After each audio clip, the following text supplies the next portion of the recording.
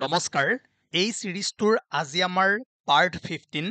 Prelims point of ভিউৰ পৰা বহুত বেছি গুৰুত্বপূৰ্ণ সিৰিজ কাৰণ কম সময়ত আমি ইম্পৰ্টেণ্ট টপিকসমূহ কভাৰ কৰিবলৈ ট্ৰাই কৰোঁ নাও constitutional validity of section 6A প্ৰথম কথা আপোনালোকে Assam accord clause 5 citizenship act section 6A of citizenship act এইবোৰ ভালদৰে পঢ়ি থৈ দিছে ইয়াৰ ওপৰত নলেজ আছে আৰু সকলোৱে পঢ়িছে এইখিনি নৰ্মেল কথা ঠিক আছে আৰু আপোনালোকে ইয়াত PhD কৰি থৈ দিছে যেনেকুৱা কুৱেশ্যন আহিলেও কৰিব পাৰিব এটা প্ৰেক্টিছ কুৱেশ্যন দিছোঁ এইটো সকলোৱে কৰক এতিয়াই কৰক কৰিলে ভাল লাগে ঠিক আছে এইটো কৰক কিন্তু কিছুমান আপোনালোকে পইণ্টছ ইয়াত মনত ৰাখিব সেইখিনিও পৰীক্ষাত সোধে আৰু সচৰাচৰ আমি এইবোৰ নোচোৱাকৈ গুচি যাওঁ এতিয়া যোৱাবাৰ প্ৰিলিমছত এটা কুৱেশ্যন আহিছিলে ঠিক আছে 2023 ইয়াতে কি কুৱেশ্যন দিছিল যে which of the following list is correct carrying the names of the 5-member bench of Supreme Court that passed the Ayodhya verdict on 9th November 2019 Ayodhya ভাৰ্ডিক যি পাছ কৰিছিলে সেই বেঞ্চত সুপ্ৰিম কোৰ্টৰ সেই বেঞ্চত কোন পাঁচজন জাজেছ আছিলে সেইটো সুধিছিলে ঠিক আছে গতিকে এইটো এটা লেণ্ডমাৰ্ক জাজমেণ্ট হয় গতিকে ইয়াৰ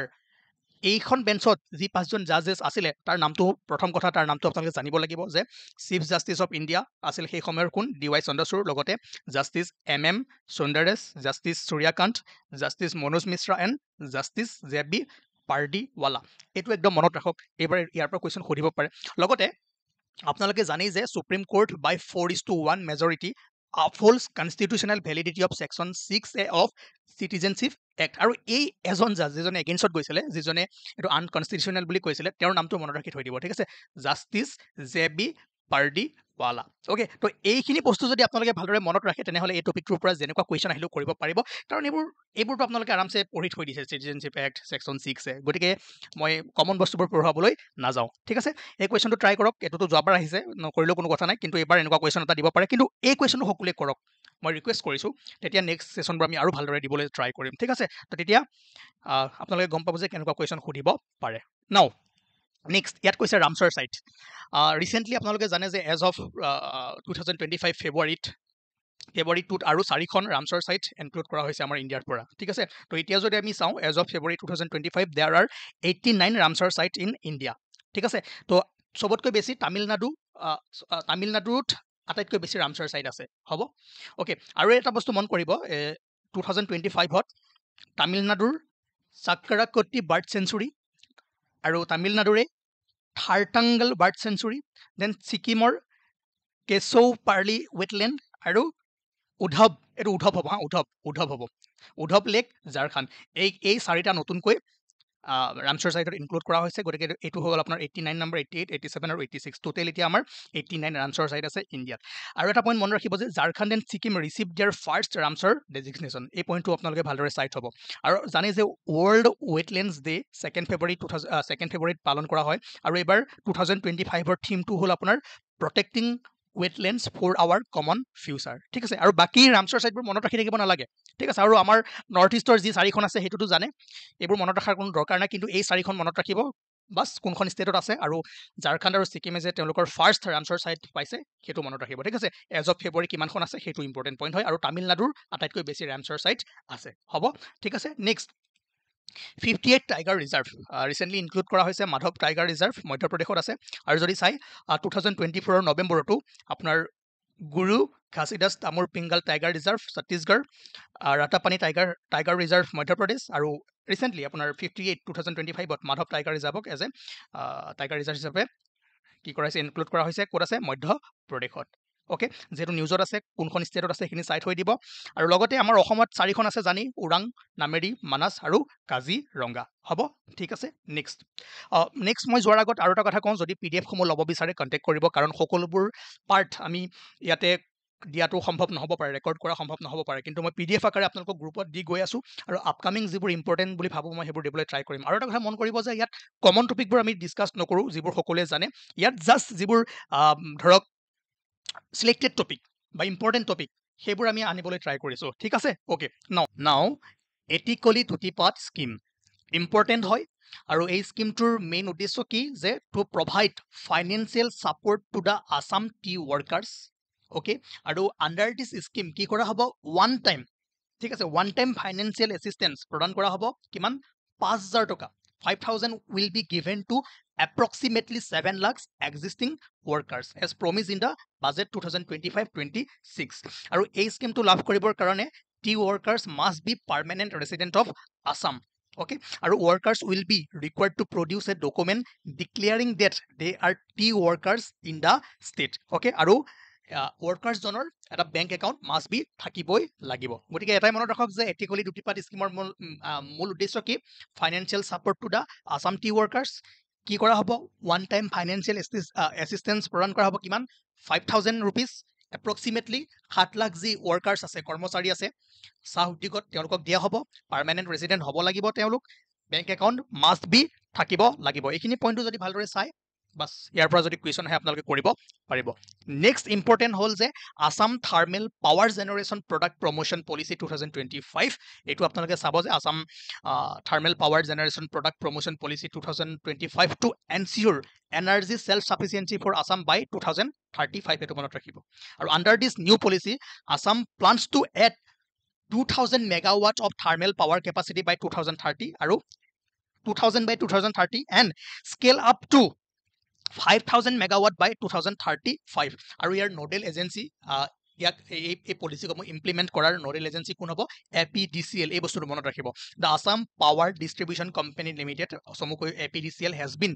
designated as the nodal agency for implementing the policy which includes a dedicated single window clearance system ঠিক আছে এই পইণ্টটো বহুত বেছি ইম্পৰ্টেণ্ট হয় আৰু লগতে মনত ৰাখিব যে this policy offers several incentives to attract private investment including free land allocation government supplied water and improve road connectivity আৰু আপোনালোকে নিশ্চয় ৰিসেন্ট নিউজত গম পাইছে যে বহুখিনি অলৰেডি মাটি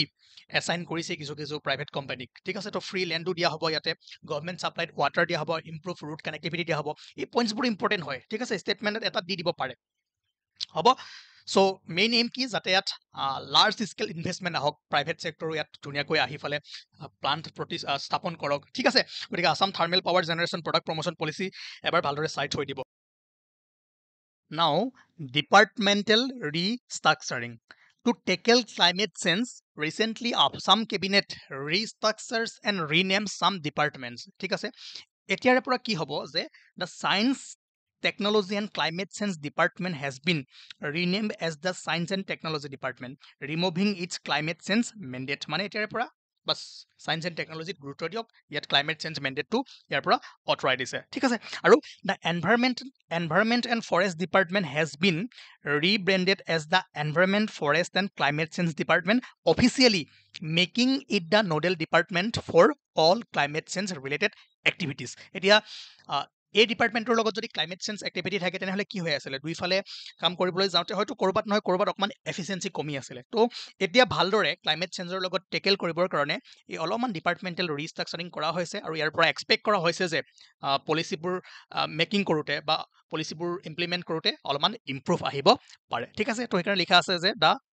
ৰিষ্ট্ৰাকচাৰিং is expected to improve policy implementation, streamline decision making and enhance the Assam response to climate change challenges. ঠিক আছে এইটো ইম্পৰ্টেণ্ট হয় যে Assam to operationalize milk units under dairy development plan চাওক এইখিনি মই আসাম কেবিনেটৰ যিমানখিনি ডিচিশ্যন আছে বাছি যদি আপোনালোকে বিচাৰে যে আৰু বেছি চাবলৈ মন আছে তেনেহ'লে আৰামছে আসাম কেবিনেটৰ যিমানবোৰ ডিচিশ্যন আছে ৱেবছাইটত আছে গভৰ্ণমেণ্ট ৱেবছাইটত আপোনালোকে চাই ল'ব পাৰে কিন্তু মই বাছি ইম্পৰ্টেণ্ট কিছুমান আনি আছোঁ ঠিক আছে তো recently the Assam cabinet has approve the operationalization of 4 milk processing units under dairy development plan to boost the dairy sector in the state যি আপোনাৰ বোকাখাত ডিব্ৰুগড় যোৰহাট আৰু বজালি ডিষ্ট্ৰিক্টত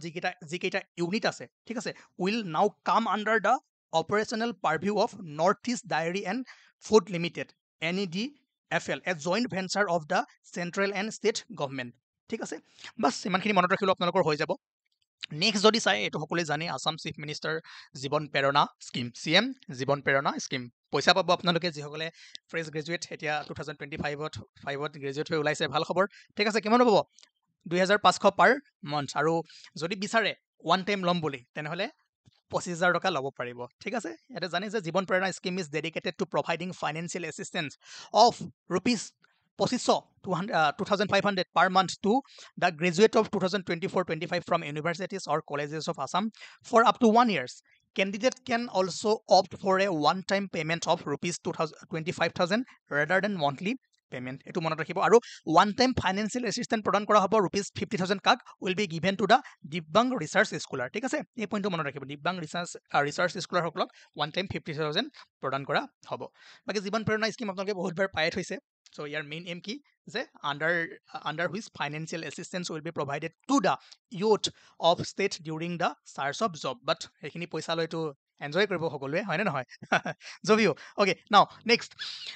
এই পৰ্টেলটো মনত ৰাখিব, স্বাগতা সতীৰ্থ পৰ্টেল কি হয় যে the mutual transfer portal for grade 3 and grade 4 employees. Grade 3 আৰু গ্ৰেড 4 যিবোৰ এমপ্লয়ী আছে মিউচুৱেলি তেওঁলোকে ট্ৰেন্সফাৰ হ'ব পাৰিব, তাৰ কাৰণে এই পৰ্টেলটো মুকলি কৰি দিয়া হৈছিলে। ঠিক আছে, স্বাগতা সতীৰ্থ পৰ্টেল, এইটো মনত ৰাখিব। তাৰপাছত celebration of Bhupen Hazarika 100th birth anniversary. জানে আপোনালোকে 2026 8 ছেপ্টেম্বৰত ভূপেন হাজৰিকাৰ 100th বাৰ্থ এনিভাৰ্চাৰী হ'ব আৰু তাৰ কাৰণে অসম চৰকাৰে 8 ছেপ্টেম্বৰ 2025ৰ পৰা 8 ছেপ্টেম্বৰ 2026লৈকে বছৰীয়া মানে এবছৰকৈ ভূপেন হাজৰিকাৰ বাৰ্থডেটো চেলিব্ৰেশ্যন কৰিব। ইয়াছ, কৰিবই লাগিব, তেওঁ ইমান অসমৰ বিখ্যাত ব্যক্তি, হয়নে নহয়? গতিকে ভূপেন হাজৰিকাক আমি সদায় জীয়াই ৰাখিব লাগিব। তাৰ কাৰণে কিছুমান ডিচিশ্যন লোৱা হৈছে, কেবিনেটে কিছুমান ডিচিশ্যন লৈছিলে আৰু সেই ডিচিশ্যনখিনি আপোনালোকে ভালদৰে এবাৰ চাই থ'ব পাৰে। চ' ইয়াৰ কাৰণে 50জনীয়া এখন কমিটি বনোৱা হ'ব, য'ত অধ্যক্ষতা কৰিব চিফ মিনিষ্টাৰ অফ আছামে। আৰু লগতে ভাৰতৰ বিভিন্ন ঠাইত গুৱাহাটী, দিল্লী, মুম্বাই, কলকাতা এণ্ড অৰুণাচল প্ৰদেশত বহুতো ইভেণ্ট পতা হ'ব। লগতে one important institution will be renamed after a legendary personality. এটো আপোনাৰ ডিব্ৰুগড় ডিব্ৰুগড় এয়াৰপৰ্টৰ নাম ভূপেন হাজৰিকাৰ এয়াৰপৰ্ট নামেৰে চেঞ্জ কৰা হ'ব। এই ডিচিশ্যনটো অলৰেডি লোৱা হৈছে। তাৰ লগতে প্ৰাইম মিনিষ্টাৰ যি ইনগুৰেল চেৰিমনি হ'ব 8 ছেপ্টেম্বৰ 2025, তাত প্ৰধানমন্ত্ৰী নৰেন্দ্ৰ মোদীক কি কৰা হ'ব,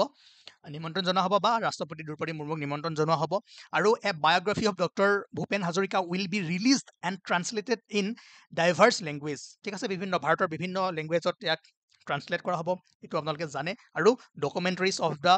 life and legacy of Bharat Ratna doctor Bhupen Hazarika will be commissioned. ঠিক আছে, তো এখন বায়োগ্ৰাফি আৰু এখন কি কৰা হ'ব, ডকুমেণ্টাৰী বনোৱা হ'ব। ঠিক আছে, এই বস্তুখিনি আপোনালোকে মনত ৰাখিব।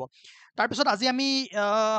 নেক্সট আছে কিছুমান বস্তু, মই আপোনালোকক গ্ৰুপত যিসকলে PDF লৈছে গ্ৰুপটো জইন কৰিব, তাত দিয়ে দিম, এইখিনি পঢ়াবলৈ সময় নহ'ব।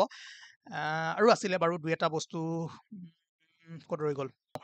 নেক্সট এইটো ইম্পৰ্টেণ্ট নিউজ হ'ল যে Shillong Silchar high speed corridor central government approve,